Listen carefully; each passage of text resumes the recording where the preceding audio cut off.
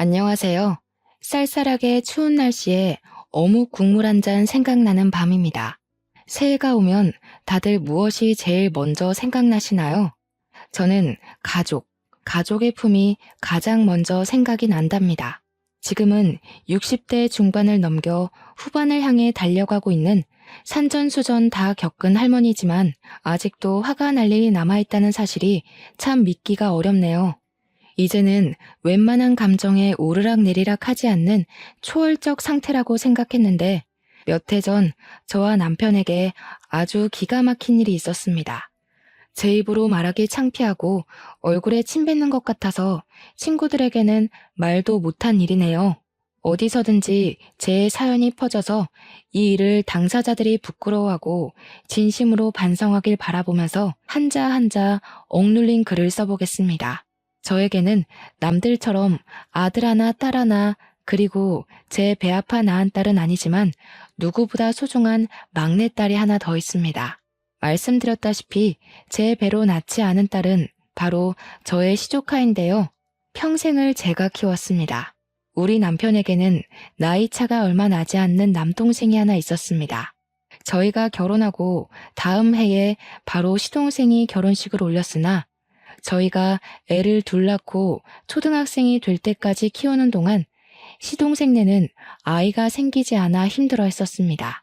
그래도 장남인 남편이 아들을 낳았고 2년 뒤에 딸도 하나 낳아서 시부모님께서 시동생네에게는 아이를 닥달하진 않으셨었죠.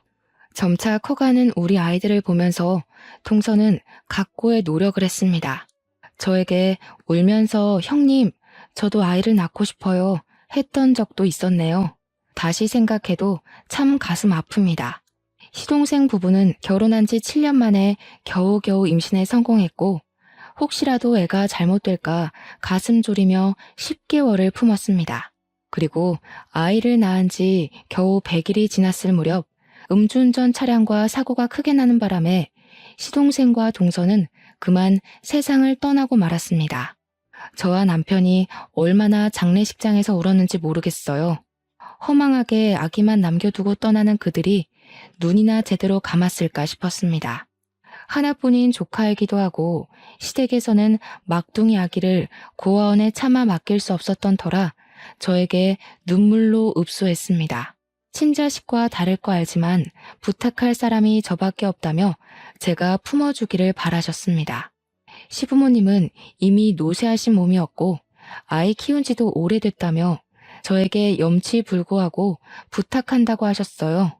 시동생 부부가 얼마나 각고의 노력 끝에 얻은 아이인지 저도 옆에서 지켜보았기에 차마 거절할 수 없었습니다. 그 갓난아이가 혼자 고아원에서 어찌 자랄 수 있겠습니까? 핏줄이 뻔히 살아있는데 사람의 도리로서도 절대 그렇게 보내면 안 되는 거죠. 그래서 저는 제가 품기로 했습니다. 시부모님은 저에게 시동생 부부의 보험금을 주겠다고 했습니다. 더군다나 상대방의 음주운전 과실로 인한 사고였기 때문에 합의금까지도 저에게 주시겠다고 했습니다. 당시에는 음주운전 처벌이 지금처럼 강하지 않았던 시기였기에 애매한 집행유예보다는 합의금이라도 든든하게 챙기는 게 낫다는 이야기까지 있었죠. 이것저것 계산을 해보니 조카의 몫으로 떨어지는 보험금이며 합의금이 어마어마하긴 하더라고요. 물론 돈 때문에 아이를 맡겠다고 한 것은 아니었지만 상황이 조금 그랬습니다. 하필이면 IMF가 지나간 자리에 타격이 컸고 남편의 사업이 몇 년째 매우 힘든 상태였었습니다. 우리 아이들 먹일 반찬을 준비하는 게 여의치 않을 정도로 힘든 살림을 꾸리고 있었기 때문에 저는 더더욱 그 돈이 필요하기도 했어요. 세간 살림 벅찬 와중에 남편도 저에게 은근히 모든 걸 다 받고 아이도 받아주기를 원했고요. 집안에는 빨간 딱지가 덕지덕지 붙어 있는데 그 돈만 있으면 빚도 갚고 남편 공장도 다시 한번 살려볼 수 있겠더라고요. 그 당시에 우리 아들하고 딸이 10살, 8살이었습니다. 처음에는 막내가 갓난아기니까 너무나도 신기해하고 좋아하고 예뻐해주고 그러더라고요. 물론 클 대로 큰 아이들이었기에 막내가 조카라는 걸 인지는 하고 있었지만 앞으로 함께 살 막내 동생이다 하니 잘 받아들여줬어요. 하지만 나이 차이가 워낙 있고 점점 커갈수록 삐걱거림이 심해지기 시작했습니다. 평생 화목할 것 같았던 우리 집에 아이들의 사춘기가 찾아오면서부터 금이 생기기 시작했어요. 아들이 16살, 딸이 14살이 되었을 때 막내의 나이는 고작 7살이었습니다. 그때 우리 애들은 사춘기로 열병을 심하게 앓을 때였고 우리 막내는 아무것도 모르고 아들과 딸에게 들러붙어 놀아달라고 떼를 썼어요. 예민했던 자식들은 막내를 무시하거나 방문을 쾅 닫고 들어가기도 하고 울고불고 떼쓰면서 놀아달라는 막내에게 넌 내 동생 아니야 이런 소리까지 서슴없이 했습니다. 아들은 나쁜 친구들과 어울려 다니며 담배 냄새를 풍겼고 딸은 그 나이에 벌써 화장을 하고 다니며 바깥을 싸돌아다녔어요. 저는 자식들을 엄청 혼냈지만 그때마다 아이들은 자기들의 잘못은 하나도 모르고 뭐 틀린 말 한 것도 아니지 않냐며 저에게 대들었습니다. 남매 둘이 어찌나 똘똘 뭉쳐서 어린 막내를 괴롭히던지 마음으로 품은 자식이라지만 막내도 내 새끼처럼 생각하며 키웠는데 첫째와 둘째가 그러니 너무나도 속상하더라고요. 아무리 혼내봐야 말을 듣지도 않고 제 속만 답답하고 열불이 터지기 일보 직전이었죠. 막내에게만 못되게 구는 게 아니라 저와 남편에게까지 못되게 굴다 못해 학교에서도 맨날 문제만 일으켰거든요. 막내 돌보기도 바쁜데 다 큰 녀석들이 매번 학교에서 선생님의 연락을 받게 하니까 점점 저도 지치게 되었습니다. 그나마 다행인 건 남편의 사업이 다시 순항을 이루고 있었다는 것이었습니다. 보험금과 합의금으로 받은 돈으로 사업을 다시 일으킬 수 있었습니다. 그 당시 억 단위 돈의 위험은 정말 상당했거든요. 공장이 다시 굴러가기 시작하면서 남편은 중국 쪽에 있던 모든 자본을 동남아로 돌리기 시작했습니다. 그때만 해도 동남아의 인력은 거의 무시당하는 쪽이었는데 우리 남편은 동남아의 인건비가 저렴하다는 걸 일찌감치 깨닫고 사업을 우회한 거죠.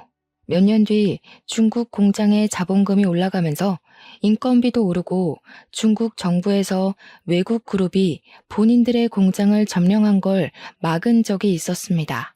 다들 휘청하고 동남아 쪽으로 그제야 눈을 돌릴 때 이미 남편의 공장은 튼튼하게 자리를 잡은 다음이었습니다.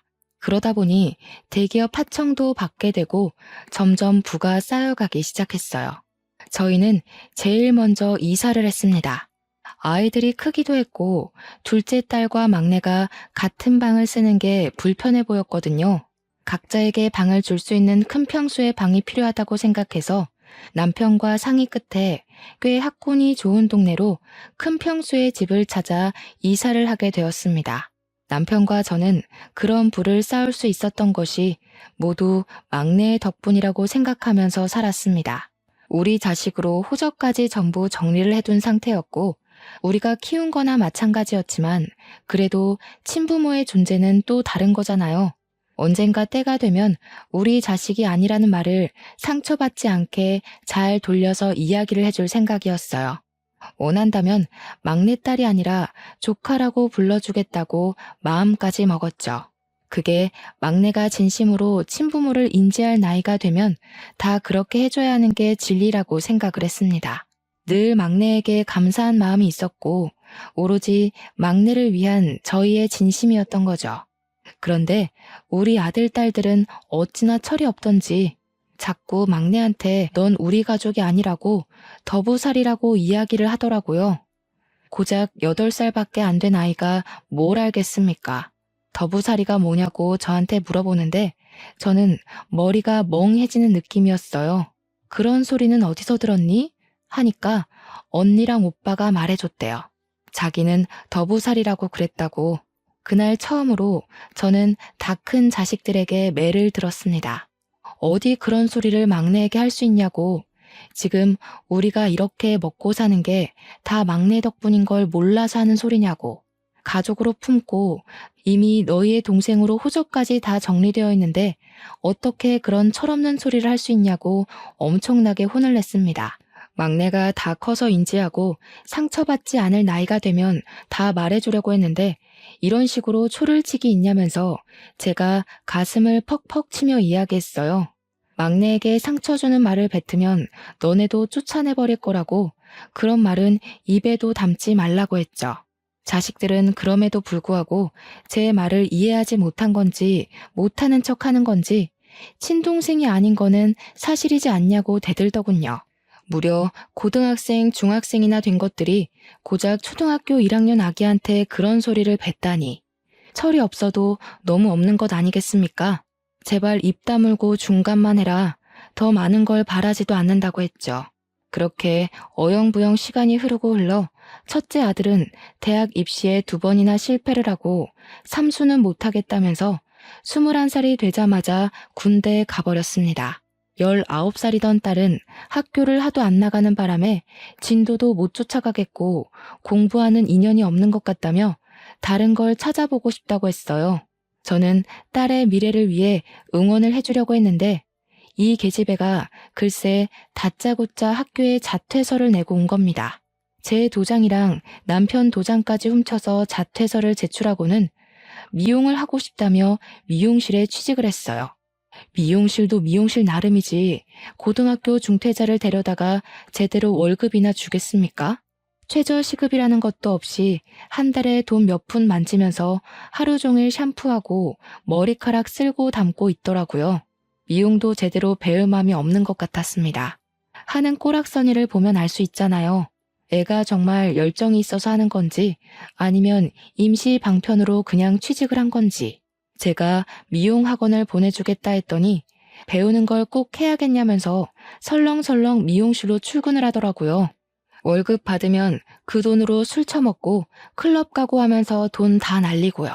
12살이던 막내는 정말 제 배로 낳은 자식들과 다르게 자기 방 정리도 잘하고 알아서 학교도 잘 다니고 공부도 잘하는 그런 아이가 되었어요. 시동생 부부의 심성이 참 곱고 착했는데 그래서 그런지 막내가 딱 그런 성격으로 자라주었습니다. 하늘에 있는 시동생 부부에게 얼마나 고마웠는지 몰라요. 솔직히 그 부분을 많이 걱정했거든요. 아이가 엇나가거나 하면 제가 무슨 자격으로 이 아이에게 잔소리를 하고 훈육을 할 수 있을까 하는 그런 생각이요. 막내가 생각했을 때 자신의 처지가 불운하다고 느끼면 어떡하지, 혹은 친부모도 아니면서 왜 간섭이야 하고 생각할까 두려웠죠. 하지만 그런 제 예상은 완전히 빗나갔죠. 제 아이들보다 더 의젓하고 철이 든 너무나도 이상적인 방향으로 막내는 자라주었습니다. 개차반 같은 첫째와 둘째 밑에서 어떻게 저런 성격의 아이로 자랐나 싶고 이게 다 하늘에 있는 시동생 부부의 은혜가 아닌가 싶었어요. 우리 첫째 아들은 군대 갔다 와서 무슨 자격증 시험을 보겠다면서 학원을 가야 한다, 인터넷 강의를 들어야 한다, 교재를 사야 한다 하더니 그 돈 가지고 술이나 처먹더라고요.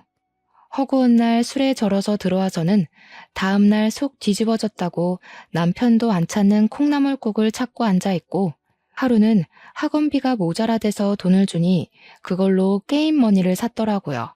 휴대폰 소액 결제는 항상 가득 채워서 게임 머니 결제를 하고 정말 제 속이 터져나가는 줄 알았습니다. 22살 먹은 우리 딸은 미용실도 결국 때려치우고 편의점에서 아르바이트를 한다는데 버는 돈은 다 어디 갔는지 맨날 돈 없다고 징징거리고 저한테 용돈 받아가 남편한테 용돈 받아가 정말 자식들이라는 게 하나같이 어쩜 저럴 수 있을까요? 제가 전생에 어떤 업보를 지고 태어났길래 저런 자식들을 키워야 하는지 천불이 나는 것 같았습니다. 하지만 저의 유일한 희망은 바로 막내였어요. 중학생이 된 우리 막내가 첫 중간고사를 봤는데 무려 전교에서 7등이라는 등수를 하고 온 거예요. 행운의 7, 숫자도 너무 좋지 않나요? 학원도 한번 다닌 적 없었던 우리 막내가 교과서만 보고 공부를 했다는데 성적이 너무 좋은 거죠. 남편과 저는 막내의 성적표를 받고는 우리 집안에도 드디어 영재가 나온 게 틀림없다면서 엄청나게 좋아했어요. 막내는 그런 걸 무척 부끄러워했지만 그래도 내심 칭찬받는 게 좋은지 앞으로 더 열심히 해서 전교 1등을 하겠다고 했어요. 저는 정말 우리 막내가 너무나도 자랑스러워서 견딜 수가 없었습니다. 바로 막내와 남편과 머리를 맞대고 상의해서 종합학원을 보내주기로 했어요. 우리가 시동생 부부를 대신해서 서포트를 해줘야 한다고 생각했기에 학군이 좋은 동네라는 장점을 살려서 학원을 열심히 알아보고 제일 좋다는 학원으로 보내주었습니다. 그래서 우리 막내는 종합학원을 다니기 시작했어요. 돈 쓰는 보람이 있게도 우리 막내는 공부를 정말 쉬지 않고 했습니다. 오죽하면 제가 걱정이 되어서 막내 보고 쉬엄쉬엄 공부하라고 벌써부터 지치게 되면 고등학교 3학년까지 힘들 수 있다고 말릴 정도였습니다. 학교를 마치고 학원에 가면 오후 시간인데 거기서 또 밤 10시까지 공부를 하고 집에 돌아와서 씻고 11시부터 또 공부를 하는 거예요. 제발 밤에는 잠을 자라고 화를 내도 공부가 너무 재밌어서 자꾸 책을 보고 싶다지 뭡니까? 그게 또 제 아들, 딸이랑 너무 비교가 되는 거예요.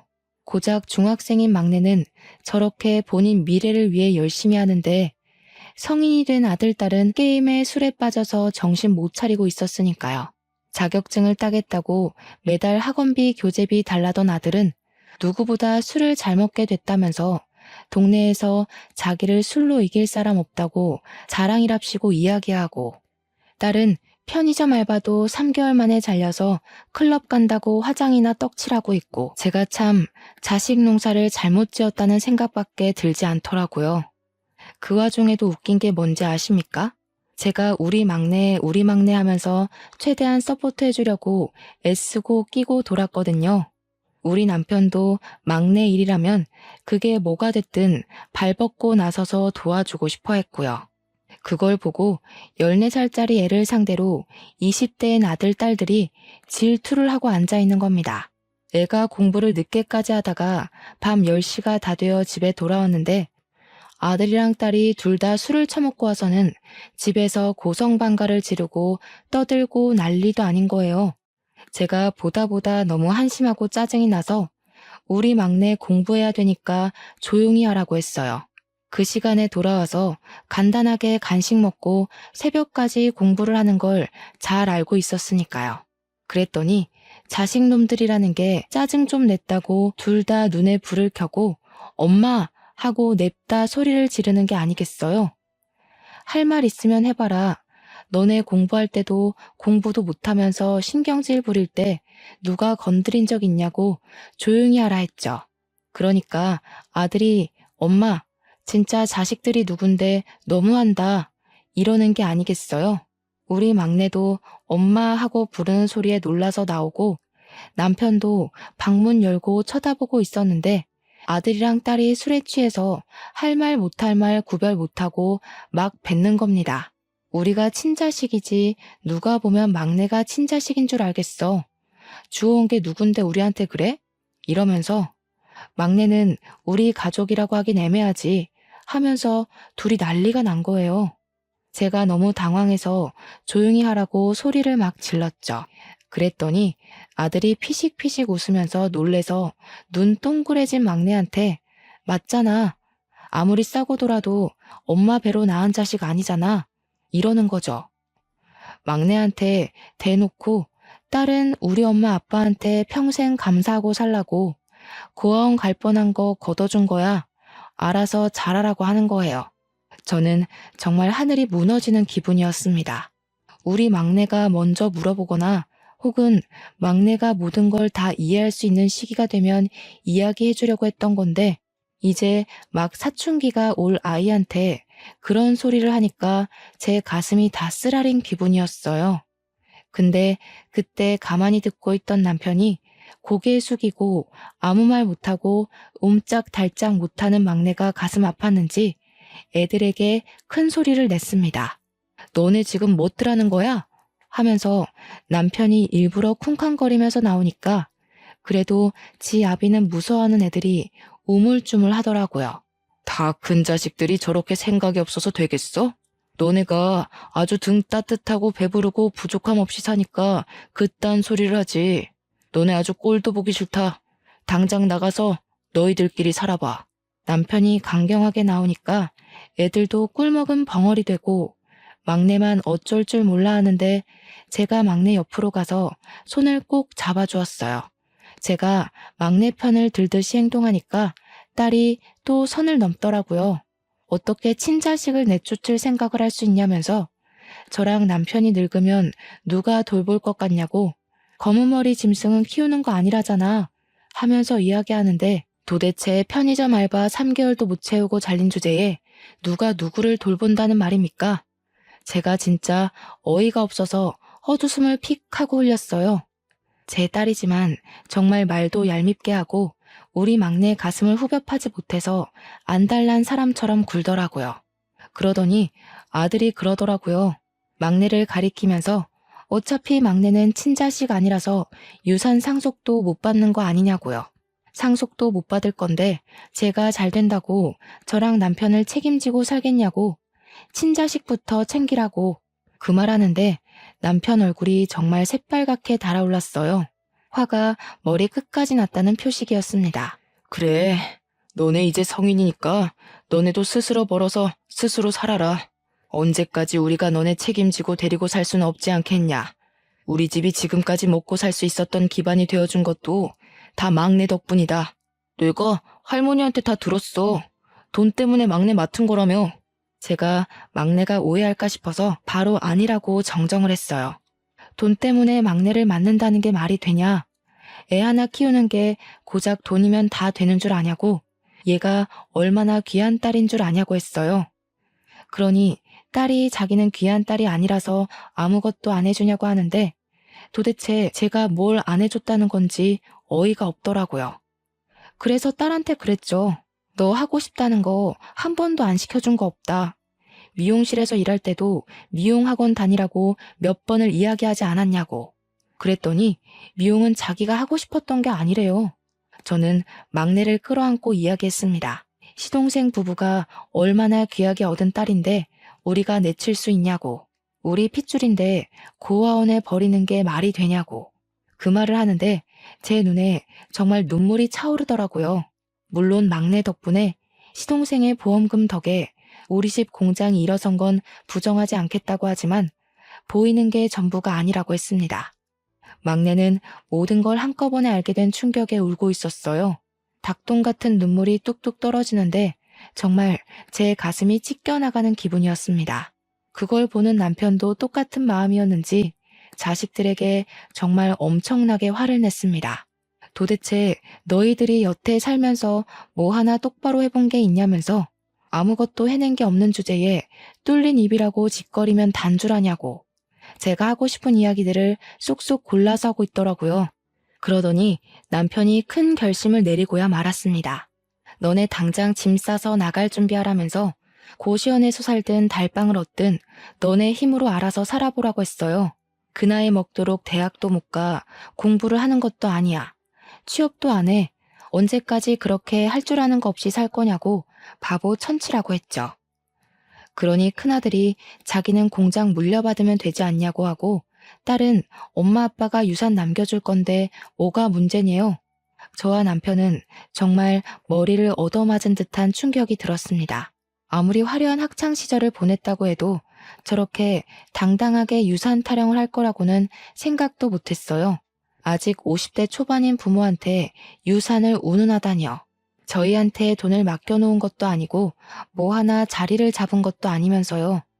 남편이 꼴도 보기 싫다고 나가라고 하고 막내는 저에게 방에 들어가 보겠다고 하고는 방으로 들어가더라고요. 저는 이대로 보내면 안 되겠다는 생각이 들어 방으로 따라 들어갔습니다. 막내에게 진심을 다해 이야기를 했어요. 한꺼번에 많은 이야기를 들어서 충격을 받았을 거 안다고. 나중에 전부 다 이해할 수 있는 나이가 되면 이야기해 주려고 했다고. 이렇게 친부모의 존재를 알려주게 되어서 미안하다고. 사춘기로 예민할 텐데 마음 쓰일 거 다 안다고 토닥토닥 해주었죠. 그랬더니 막내가 자기가 저와 남편의 친자식이 아닌 건 이미 알고 있었대요. 아들이랑 딸이 맨날 그 이야기를 몰래 꺼냈고 어느 날부터 자기가 이 가족의 진짜 구성원이 아니구나 하는 걸 느꼈대요. 그래서 저한테 더 잘하고 싶었다고 오히려 저한테 죄송하다고 말하면서 우는데 정말 이날은 어떤 말로도 제 감정을 표현할 수 없어요. 비록 내 배로 낳은 건 아니지만 막내는 내 딸이 맞는다고 절대로 사이 틀어지지 말자고 약속까지 꼭 걸었습니다. 막내가 저한테 울면서 정말 보험금 때문에 저 키우신 거 아니죠? 하는데 저도 엉엉 울었어요. 절대 아니라고 너를 받아들이기로 한 순간부터 너는 내 딸이었다고 했습니다. 안 그랬으면 호적 정리도 안 했을 거라고 내 딸이니까 입양까지 한 거라고 이야기했어요. 물론 그 돈을 그때는 필요해서 썼다고 하지만 그 보험금만큼 우리가 벌어서 채워놨다고 너 성인 되면 줄 거라고 이야기를 했어요. 화들짝 놀라면서 아니라고 하는데 제가 그 돈 안 챙겨주면 나중에 시동생 부부를 무슨 면목으로 하늘에서 만나겠나요? 막내도 어느 정도 오해가 풀렸는지 공부를 더 하다가 자겠다고 하길래 방에서 나왔습니다. 아들이랑 딸은 방으로 들어가 숨은 건지 뭔지 보이지도 않고 남편만 거실에서 씩씩거리고 있었습니다. 그래서 저는 남편에게 어떻게 할 거냐고 물으니 뭘 물어보냐고 정말 내쫓아 버릴 거라고 하더군요. 고생도 해보고 정신을 차릴 거 아니냐면서 한 달 안에 취업해서 나가라고 저한테 신신당부하라고 전하더군요. 기숙 공장에 들어가던 아니면 정말 모텔이라도 잡아서 나가던 이 집 밖으로 내쫓을 거라고요. 저는 남편 말에 솔직히 동의를 했어요. 우리 자식이라고 하지만 언제까지 망나니 짓 하는 걸 두고만 볼 순 없으니까요. 그래서 다음날 남편이 출근하고 슬그머니 밥 달라며 눈치 보면서 나오는 아들, 딸에게 이야기를 했습니다. 아빠가 한 달 안에 기숙 공장을 가든 집을 구하든 취직해서 나가라고 했다고 딱 잘라서 이야기를 했어요. 그러니 애들이 놀라면서 어떻게 나가서 살 수 있겠냐고 엄마가 좀 말려줘 하면서 생떼를 피우는데 저도 딱 잘라 말했습니다. 입 조심하고 행동 조심 안 한 건 너희들인데 왜 나한테 그런 걸 바라냐고요. 제가 냉정하게 이야기하니 애들도 꿀먹은 벙어리가 되더라고요.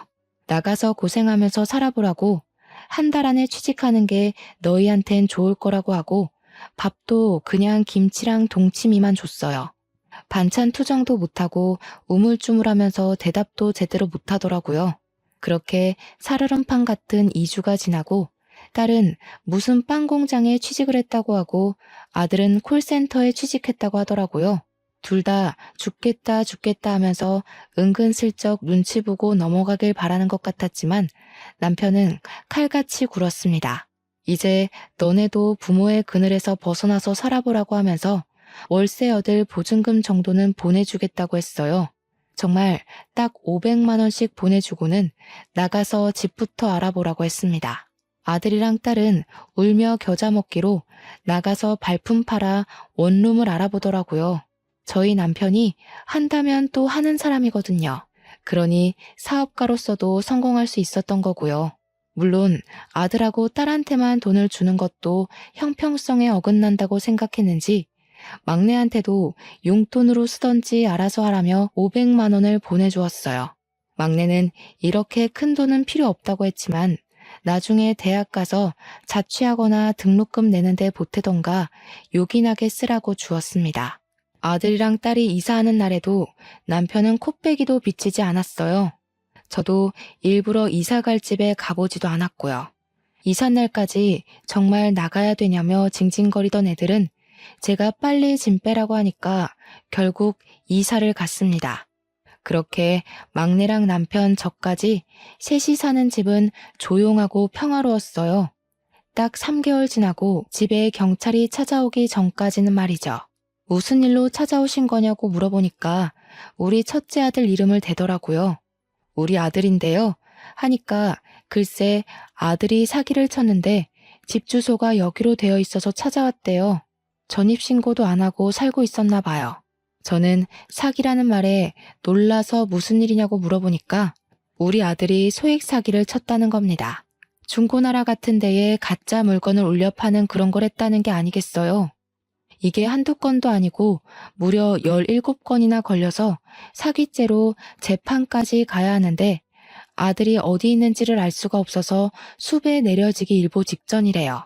저는 아들 원룸 주소를 경찰에게 알려주고 같이 찾아갔어요. 집에서 술 퍼먹고 퍼질러 자고 있더라고요. 이 시간엔 일해야 하는 거 아니냐고 하니까 취직한 곳도 2달 만에 그만뒀대요. 경찰서까지 끌려가는데도 술이 덜 깼는지 무슨 상황인지 제대로 인지도 못하더라고요. 경찰서 가서 취조하니까 그제야 울고불고 잘못했다고 비는데 25살이나 먹고 제가 진짜 쪽팔려서 얼굴을 들 수가 없었습니다. 경찰 측에서도 소송 건 사람들이 합의 의사를 밝혔다고 전과자 만들기 싫으면 합의하는 게 좋을 것 같다고 하더군요. 회사를 그만두고 월세 낼 날은 다가오는데 돈은 없고 그래서 사기를 쳤다고 하더라고요. 남편이랑 저는 어쩔 수 없이 합의를 해주었습니다. 정신 똑바로 차리고 살았으면 해서 내보냈더니 더 큰 사고를 치고 올 줄 알았겠어요. 첫째 아들이 그러더라고요. 앞으로 막내한테 허튼 소리 안 하고 괴롭히지도 않을 테니까 집에 들어와 살게 해달라고요. 남편이 그건 절대로 안 된다고 못을 땅땅 박더니 남편 공장에 출근해서 일을 하라고 하더군요. 사기죄로 고소를 한번 당했던 아들은 정신 차리고 남편 공장에 취직해서 출근을 하기 시작했어요.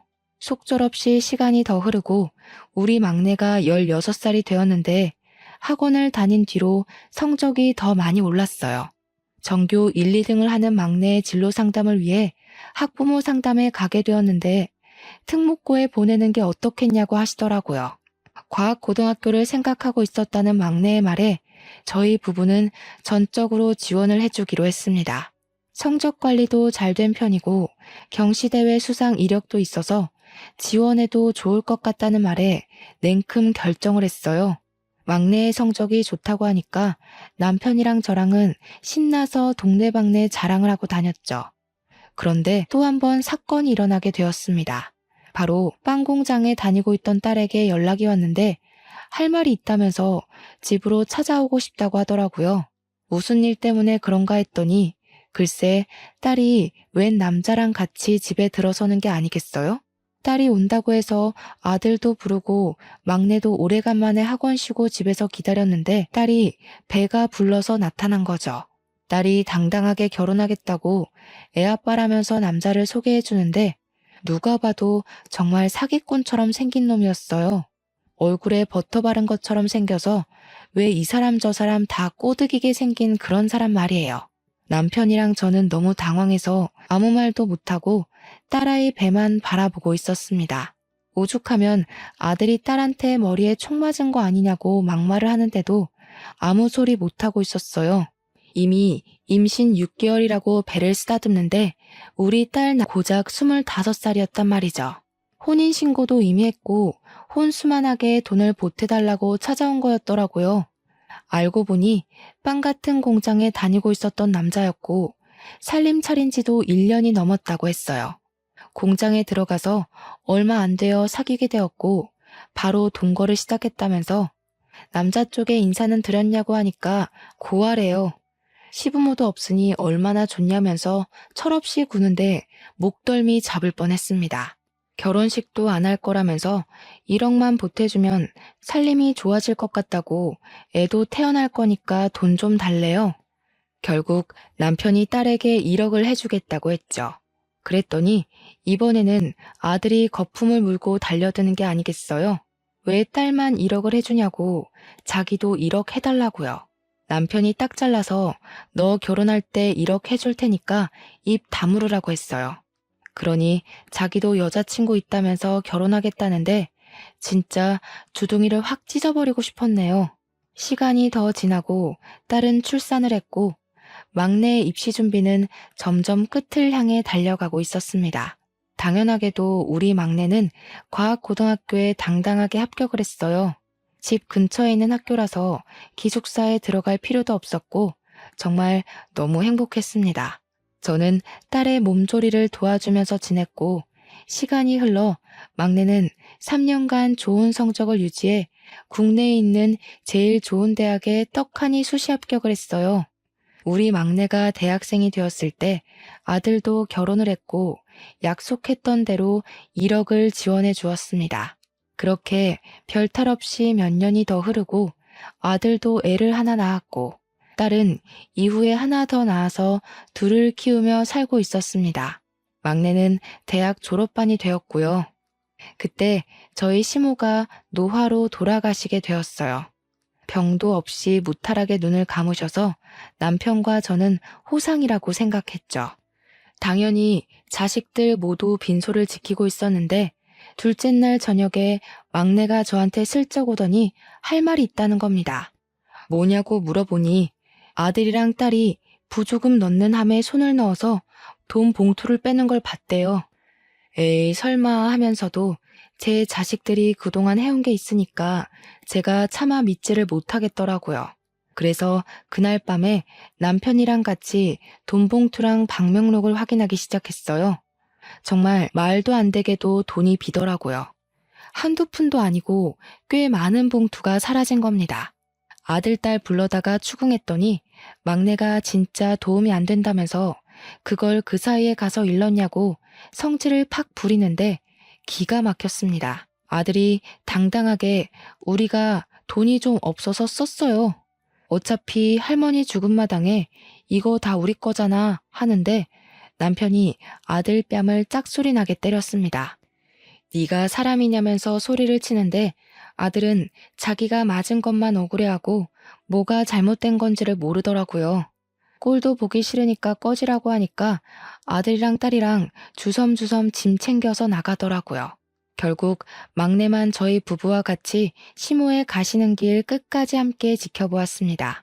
발인 때도 이 핑계 저 핑계 대면서 아들이랑 딸은 나타나지 않았어요. 남편은 참 많은 생각이 드는 것 같아 보였지만 저는 아무 말도 보태지 않았습니다. 자기들도 부끄러우니까 차마 못 나타난 거겠지 하면서도 어쩜 네 배로 낳은 자식들이 저 모양일까 싶었죠. 남편도 저한테 우리 그냥 아들이랑 딸 없는 셈 치고 살자고 하는데 저는 그냥 끄덕였어요. 아들은 남편 공장에서 일하고 있었지만 생산 라인 쪽이라 남편이랑 크게 부딪힐 일 없는 쪽이었거든요. 사위도 결국 빵 공장에서 돈벌이가 안 된다며 남편 공장에서 일을 하곤 있었지만 남편은 신경 안 쓰겠다고 했어요. 애들이 커가는데 월급이 너무 적다며 남편 공장으로 취직을 한 거였어요. 그런데 이따위로 굴면 나중에는 결국 공장까지 넘볼 것 같은 겁니다. 그래서 남편과 저는 미리 약속을 했어요. 나중에 우리가 늙어서 공장을 돌보지 못할 때가 오면 전문 경영인을 두자고요. 아들과 사위도 믿음이 가질 않더라고요. 공장에 상주하는 직원이 몇인데 그 치들에게 공장을 맡기겠습니까? 시간이 흐르고 흘러 저희 나이가 65살이 되었습니다. 그때쯤 우리 막내가 박박 우겨서 남편과 저는 머리부터 발끝까지 건강검진을 받기로 했어요.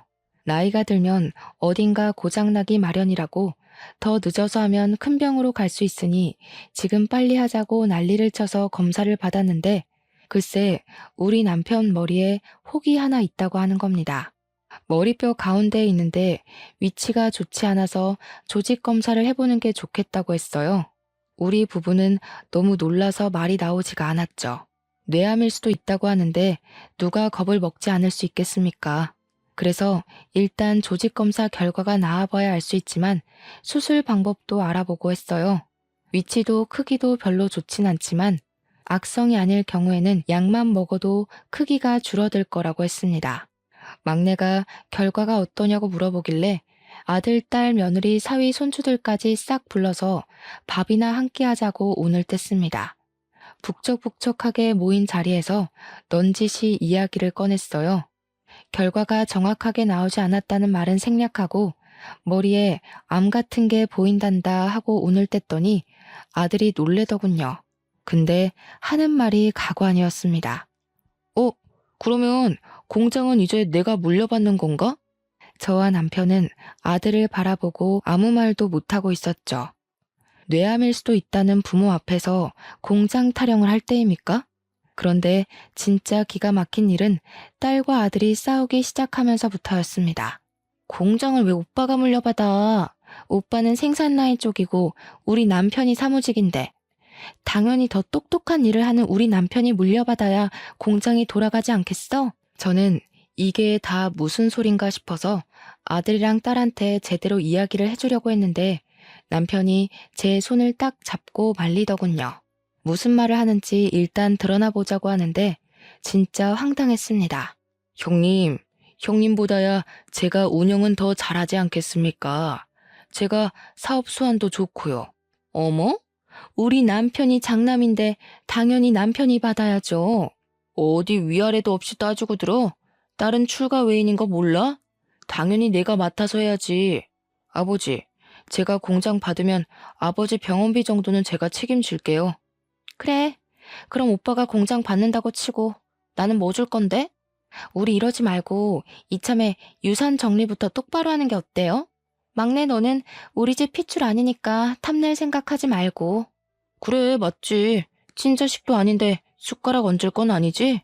공장은 일단 내가 갖고 너네는 군산에 있는 땅 가져가고. 그럼 지금 어머니 아버지 사는 집은 어떻게 처리하지? 남편이 부들부들하면서 한 소리 하려고 하는 순간 막내가 벌떡 일어나서 소리를 쳤어요. 야, 이 버러지 같은 새끼들아! 이러는데 우리 막내가 30살 먹도록 저는 정말 저런 소리 하는 걸 처음 들어봤습니다. 항상 저나 남편, 아들, 딸에게 존댓말을 쓰던 막내가 욕을 하다니요. 검은 머리 짐승 운운할 때는 언제고. 누가 지금 짐승짓 하는지 잘 생각해봐. 어떻게 아버지 아프시다는데 그런 소리를 할 수 있어? 그리고 따지고 보면 그 공장 우리 친부모님 덕에 일어난 거라 지분은 내가 제일 많거든요. 받을 생각도 없지만 언니 오빠가 이런 식으로 굴면 내가 권리 주장하지. 어떻게 부모 앞에서 유산 나눌 이야기를 해. 정말 속 시원하게 다 질러주니까 우리 남편도 그제야 이야기를 하더군요. 내가 암 같은 거라고 했지 암이라고는 안 했다. 죽을 병 걸린 것도 아니고 너네가 얼마나 돈 욕심을 내는지 내 아주 잘 알았다. 막내 말대로 권리는 막내한테 있으니까 김칫국들 마시지 말고 너네 한 푼도 안 줄 거다. 막내랑 상의해서 사회에 기부를 하든지 할 게야. 막내야, 가자. 아들, 딸, 사위, 며느리 할 거 없이 당황해서 하는데 막내가 짐 챙겨서 일어나자고 하더군요. 나가는 뒤통수에 대고 변명을 막 늘어놓는 애들 무시하고 막내랑 집으로 왔습니다. 못 볼 꼴 보여서 미안하다 하니 막내가 아니라고 암 아니라서 다행이라고 하더군요. 저희는 막내와 상의해서 공장을 정리하고 전문 경영인을 두기로 했어요. 원래 병이라는 게 다 스트레스로 인해 생기는 거니까요. 아들, 딸이 모르고 있지만 남편과 제 명의의 상가 건물이 두 채가 있었는데 그걸 막내에게 증여하기로 했습니다. 우리 노후 자금 제외하고는 막내의 연구실이랑 부모 없이 힘들게 지내는 아픈 환우들을 위한 사업체에 기부하기로 했어요. 우리가 모든 걸 정리한 걸 알고는 몇 개월 뒤에 아들이랑 딸이 찾아와서 화도 내고 울고 불고 빌고 난리를 쳤지만 저희는 내쳤습니다. 공장에 새 경영인이 들어오고 일부 감사를 진행하면서 아들이랑 사위가 그동안 뒷돈 해먹은 게 다 걸려서 고발당하고 쫓겨났더라고요. 그 후로 3년이 지난 지금까지도 도와달라고 찾아오고 막내를 통해 연락이 오는 듯하지만 저희는 안 보고 살고 있습니다. 막내도 좋은 사람 만나서 결혼을 했고 약속대로 결혼 자금과 시동생 부부가 남겨주었던 보험금도 돌려주었습니다. 지금은 막내만 보고 살고 있습니다. 내 배로 낳은 자식은 아니지만 마음으로 키운 자식이 친자식보다 더 낫더라고요. 저희를 위해 마음을 써주는 우리 고운 막내가 앞으로도 오래오래 행복하게 살았으면 좋겠습니다.